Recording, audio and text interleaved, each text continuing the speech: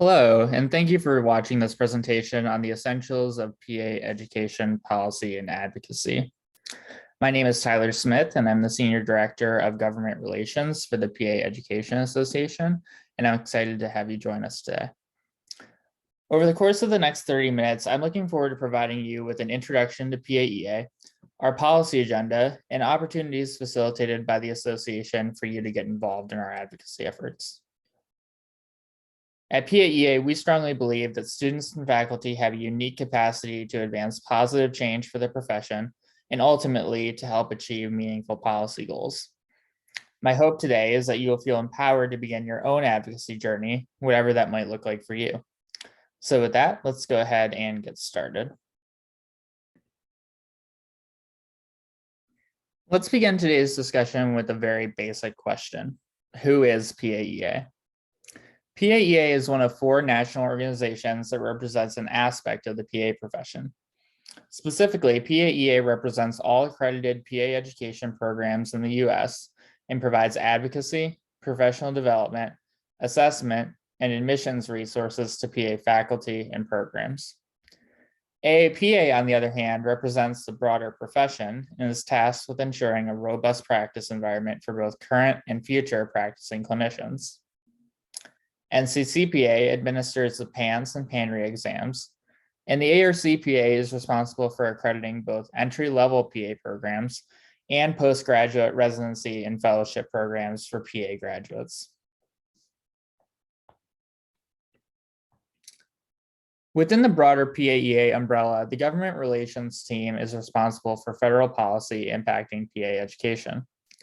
Throughout all of our work, we seek to influence federal policy in a way that equips PA programs, faculty, and students to best serve the needs of patients. Policy enacted by Congress and implemented by the executive branch plays a key role in ensuring that PA graduates can provide high-quality care once they leave their programs, and our team attempts to influence policy through multiple levers available to us. The core functions of PAEA's government relations work can really be divided into 4 key domains: direct lobbying, grassroots advocacy, appointments to federal advisory committees, and capacity building. The first of these, direct lobbying, is probably what you're most familiar with when you think about the idea of government relations. I serve as the association's senior federally registered in-house lobbyist and regularly meet with legislative and executive branch staff to advocate on behalf of our policy agenda. In addition to direct lobbying, we also work to leverage the power of grassroots advocacy.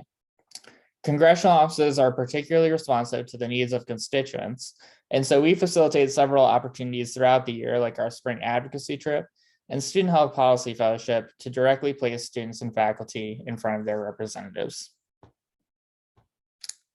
The third component of our work is federal appointments.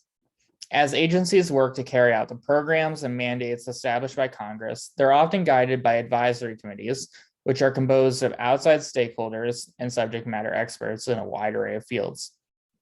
We work to ensure that the PA voice is represented on these key committees by advancing nominations for qualified faculty as opportunities come up throughout the year. The final component of our work is capacity building. In addition to directly facilitating opportunities for students and faculty to connect with congressional offices, we also conduct trainings on a one-on-one basis throughout the year so that students and faculty can engage in self-directed advocacy on behalf of the profession throughout the course of their careers.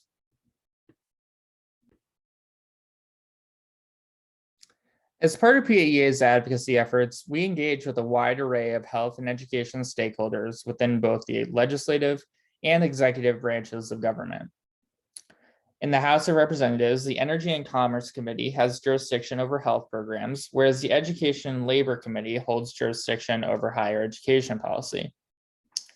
In the Senate, responsibility for health and education policy is consolidated in the Health, Education, Labor, and Pensions Committee. Both the House and Senate also have appropriations committees, which determine funding levels for programs on an annual basis. Within the executive branch, we also work with a number of key stakeholders. For example, the White House is responsible for setting overall administration policy, while the Office of Management and Budget determines appropriations priorities for congressional consideration each year. The Health Resources and Services Administration operates most health workforce development programs authorized by the federal government, and the Substance Abuse and Mental Health Services Administration also plays a key role in mental health workforce initiatives. So now that you have an idea of how PAEA accomplishes its work and some of the key players we interact with, I want to give you a sense of what we're actually trying to achieve through these methods and our engagement with these stakeholders. As you may know, PAEA represents the nearly 300 accredited PA programs across the country. As a healthcare education association, our policy portfolio is divided pretty evenly between health policy on the one hand and higher education policy on the other, with particular emphasis on issues such as federal health workforce investments, clinical site availability, student loan access, and faculty development. Each of these issues play a key role in determining the ability of our programs to prepare well-trained graduates, which is why they are consistently prioritized by the association for our advocacy efforts. With that said, I wanted to dedicate some time to talking in depth about our work within each of these policy domains. So let's start off with talking a bit about our healthcare portfolio. One of the most important components of PAEA's healthcare agenda is advocating for increased investments in the programs that Congress has already created to improve the supply, distribution, and diversity of the nation's health workforce. Collectively, most of these programs are referred to as Title VII, which just means the seventh section of a law known as the Public Health Service Act. Title VII encompasses a broad range of programs, some of which are accessible by PA education and some of which are not currently. The following three programs are some of the most substantial investments that are currently available to PA education. The most significant of these programs for our purposes is primary care training and enhancement grants. Based upon the extensive evidence of the critical importance of primary care in a well-functioning health system, PCT grants enable programs to develop curricula, facilitate clinical rotations, and conduct other activities with the goal of increasing the number of graduates going on to practice in primary care capacities. Of the $49 million provided to this program each year, PA education is entitled to receive a floor of 15% by law, which is unique among the Title VII programs. In addition to PCT grants, another priority for PAEA is known as Area Health Education Centers. AHECs assist PA programs in facilitating clinical rotations for their students, particularly in rural and underserved communities, and are currently funded at a level of $45 million each year.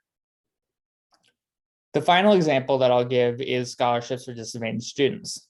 Based upon Congress's demonstrated interest in a diverse health workforce, STS awards allow programs to provide scholarship money directly to students and are currently funded at a level of $53 million each year.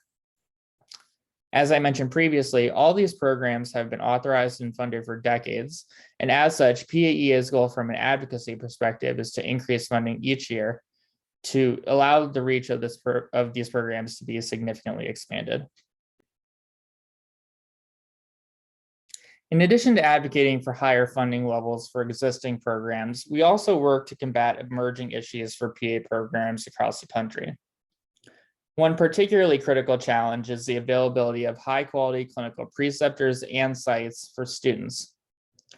Over the past decade, we have seen a significant increase in the number of PA programs being forced to pay for clinical sites as a result of competition with other health professions programs or demands from the sites themselves.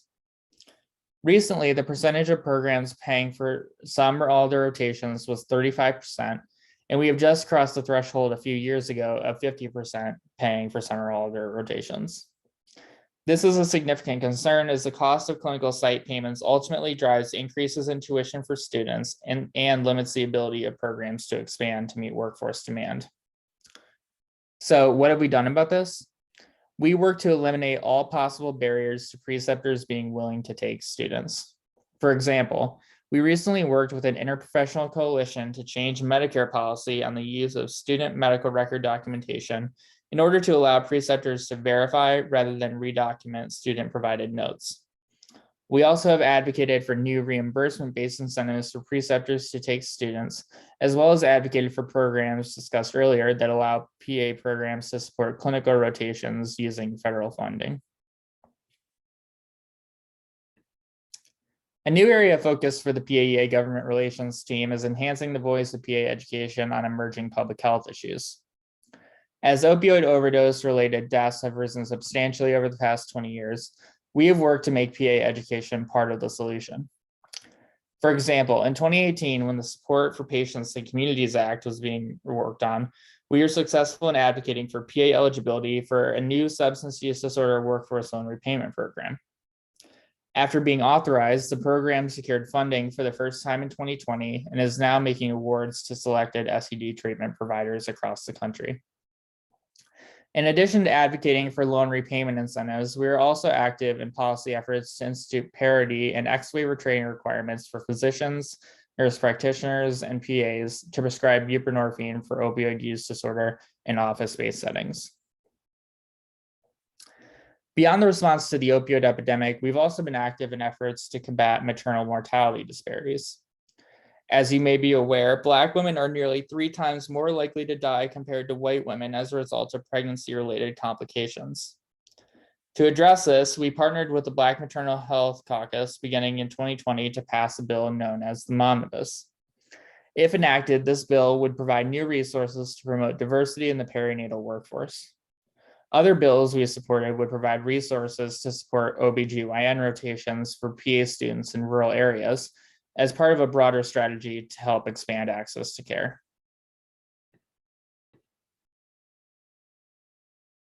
Now that we've covered our healthcare portfolio, let's talk a bit about the work that we're currently doing in the higher education policy space. One of PAEA's most longstanding priorities in terms of higher education policy is equitable access to federal student loans and loan repayment opportunities.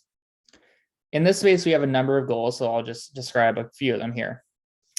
First, since 2012, graduate students have not been able to borrow subsidized Stafford loans to pay for their education, meaning that interest starts accruing from the moment that you take out your loans rather than accruing after you leave school, as was typically the case.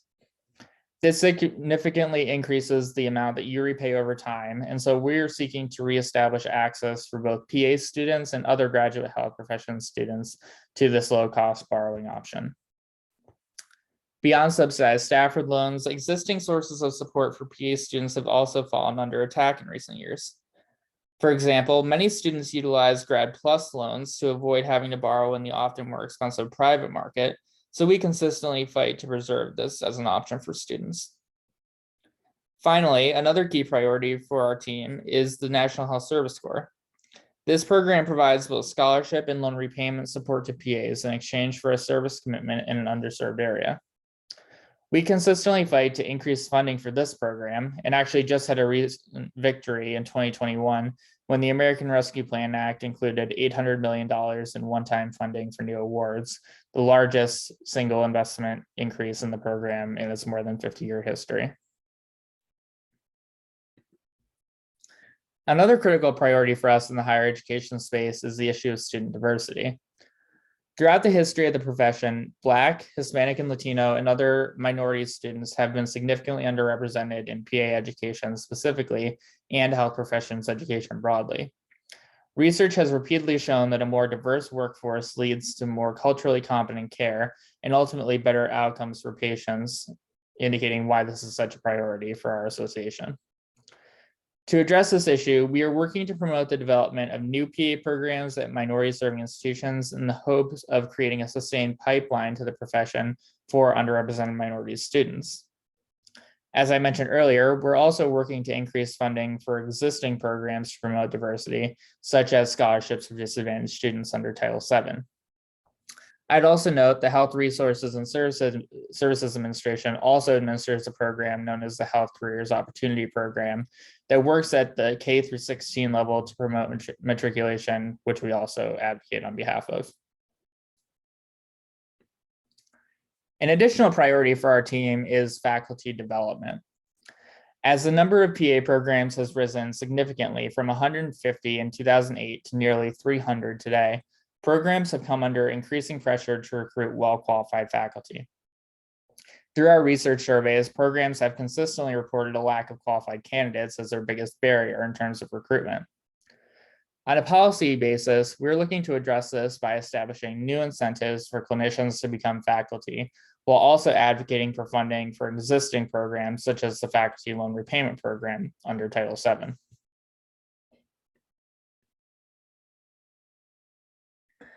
Now that I've outlined our policy priorities, let's turn to the various tools we have in our advocacy toolkit and their various pros and cons. As mentioned before, direct lobbying consists of meetings and calls conducted by the association's government relations staff and outside consultants with congressional and agency stakeholders.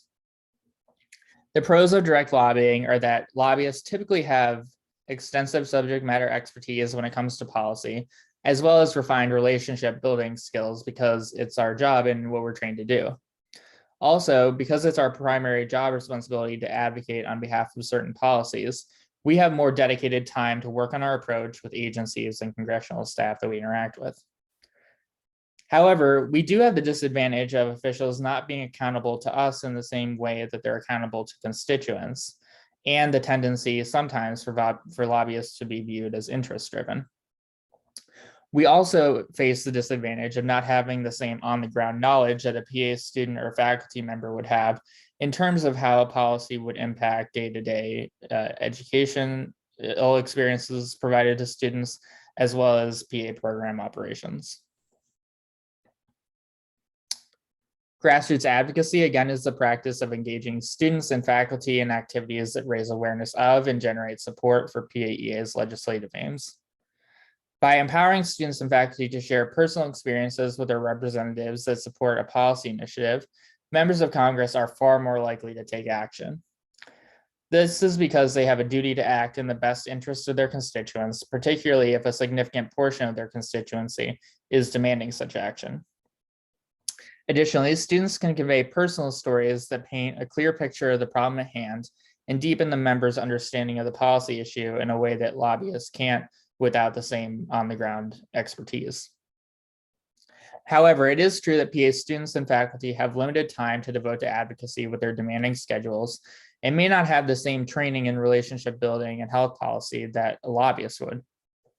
This limited time also impacts a grassroots advocate's ability to maintain long-term relationships with agencies and congressional offices with the same ease that lobbyists typically would have.